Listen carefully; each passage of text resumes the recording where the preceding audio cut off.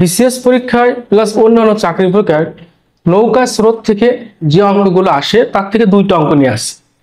বলতেছে লঞ্চ ও স্রোতের গতিবেগ যথাক্রমে 18 ও 6 কিলোমিটার, নদীপথে 48 কিলোমিটার পথ অতিক্রম করে ফিরে আসতে কত সময় লাগবে? 26তম বিসিএস। এখন আমরা একবার যাব আর একবার ফিরে আসবো, তাহলে আমরা ধরে নেব যে আমরা যাওয়ার সময় যাচ্ছি অনুকূলে, আসার সময় প্রতিকূলে। সময় শেষে, তাহলে সময় আমরা যাওয়ার সময় যাচ্ছি কত? 48 কিলোমিটার। তাহলে এই 48 কিলোমিটার, এই 48 কিলোমিটার আমরা ধরে নেব যে যাওয়ার সময় যাচ্ছি অনুকূলে। অনুকূলে গেলে অনুকূলের বেগ দ্বারা ভাগ দেব, মানে 1 ঘন্টায় অনুকূলে কত কিলোমিটার যাচ্ছে। অনুকূলের বেগ হচ্ছে নৌকা যোগ স্রোত। অনুকূলের বেগের সূত্র হচ্ছে নৌকা যোগ স্রোত। নৌকা 18 প্লাস স্রোত 6, অনুকূল হচ্ছে নৌকা যোগ স্রোত প্লাস। এখন ফেরার সময় আমার আবার কত? সেই 48 কিলোমিটার গিয়েছি, আবার 48 কিলোমিটার ফিরে আসবো। যাওয়ার সময় গেছি অনুকূলে, আসার সময় অবশ্যই প্রতিকূলে।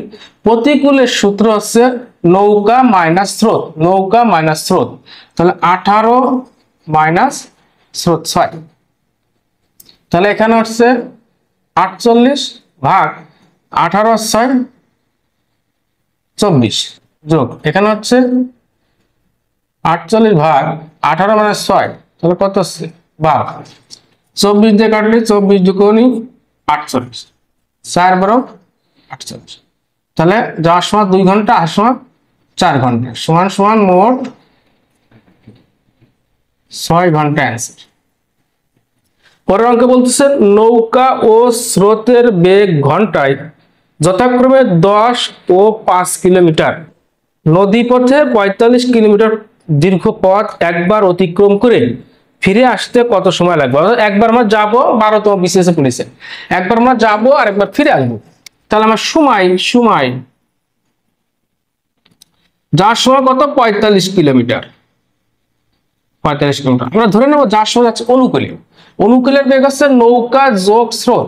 এই যে নৌকা, এটা স্রোত, নৌকার বেগ প্লাস স্রোতের বেগ, নৌকা যোগ স্রোত অনুকূল। এবার আসার সময় যখন আসবো তখনও 45 কিলোমিটার। এই যাওয়ার সময় গেছি অনুকূলে, আসার সময় আসবো প্রতিকূলে। প্রতিকূল হলে নৌকা মাইনাস স্রোত, নৌকা মাইনাস স্রোত, নৌকা 10 মাইনাস স্রোত 5, তাহলে এখানে 45 10 যোগ 5 15, এখানে 45 10 মাইনাস 5 সমান 5, তাহলে 15 তে 45 কাটে 3 15 45, 3 এখানে কাটলে আসছে 5 9 45 সমান সমান যাওয়ার সময় 3 ঘন্টা আর আসার সময় 9 ঘন্টা, 3 আর 9 মোট 12 ঘন্টা সময় লাগবে। এরকম অঙ্ক আমি আবারও নিয়ে আসবো। আমার ফেসবুক পেজ ফলো দিয়ে পাশে থাকতে হবে, ইউটিউব চ্যানেল সাবস্ক্রাইব করতে হবে। দেখার জন্য সবাইকে ধন্যবাদ।